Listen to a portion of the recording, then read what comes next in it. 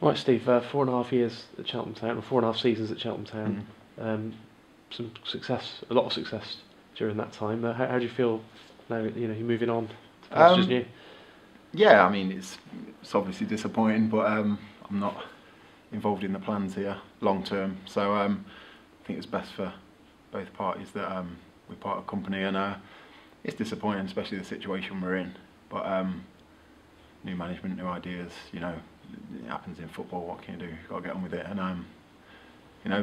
had a shake of hands today, and that was it. But been a fantastic 4.5 seasons, years, and thoroughly enjoyed it. Met some fantastic people here, like yourself, John. Like everyone at the ground, everyone has been absolutely fantastic, and like you say, we've had a bit of success along the way, and I've thoroughly enjoyed it, and I appreciate everything that the club's done for me. Yeah, let's go back to the summer of 2010 when he first signed, because Mark Yates was putting his first team together. It was his first summer as manager, and Bristol Rovers fans still to this day say that letting you go was one of the biggest mistakes they made. So, because they obviously let you go, but to have the success you had here and get as many games under your belt as you had here, it's been a great success story, really, hasn't it? Yeah, I mean, it was like I say, it's like this situation really. I mean, sort of my hand was forced slightly at Rovers. I mean, Paul Trollett, the manager at the time, he had new ideas. He thought I was getting on a little bit, so it was a case of have a look around, and Mark Yates came in, the gaffer, and sold it to me. His enthusiasm, his energy, and what he wanted to do with the club, I thought was fantastic, and he achieved it. We had a great group of players here, absolutely fantastic, real good, honest, hard-working, and talented players, which always helps, of course. But it was a great time, and it was in looking back at it, it was a fantastic move for me. I learned a lot.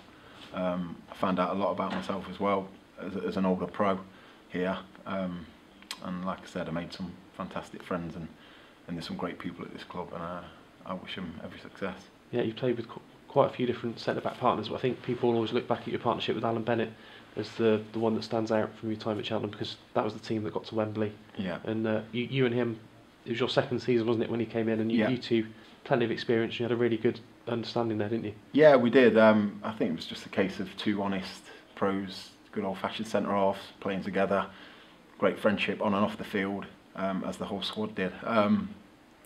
So yeah, it stood us in good stead, and we played a lot of games together, which helped with the consistency and continuity of the team. So yeah, it was a great partnership. I've had plenty here, but I'd say also that was probably the standout partnership of my time here. Yeah. Yeah. What about the standout memory? If you've had a few massive games and finals, but what would you say is the standout memory? You can't put your finger on one, but like I say, the Wembley final. I know we lost, but for Cheltenham to get there and the success we had and the way we were playing, we just came up against a really good crew side at the time, and a great goal by Nick Powell, was the undoing of us. But that team, that memory of Wembley, I mean, we still, as a squad, enjoyed the after party of it, and it made the club a lot of money, as we did over the 2 seasons. But that probably was the greatest memory. But there's been plenty. I mean, the FA Cup games, Carling Cup games, FA Cup run has been fantastic, and something I'll look back on with very, very fond memories. Yeah, and you've probably got sick of me over the years asking you how long you think you can keep going, that sort of thing. But you are still hungry to carry on playing, aren't you? You're now 36, but you're not ready to hang at the boots yet. 100%. Yeah, I had a meeting today. I said, look, I'm almost fit. I've had a slight knee problem with bone bruising, and I trained a couple of times, and it kept swelling up. But got to the bottom of it, had it drained. I'm probably about 7 to 10 days away from being fit. So, just one of them things.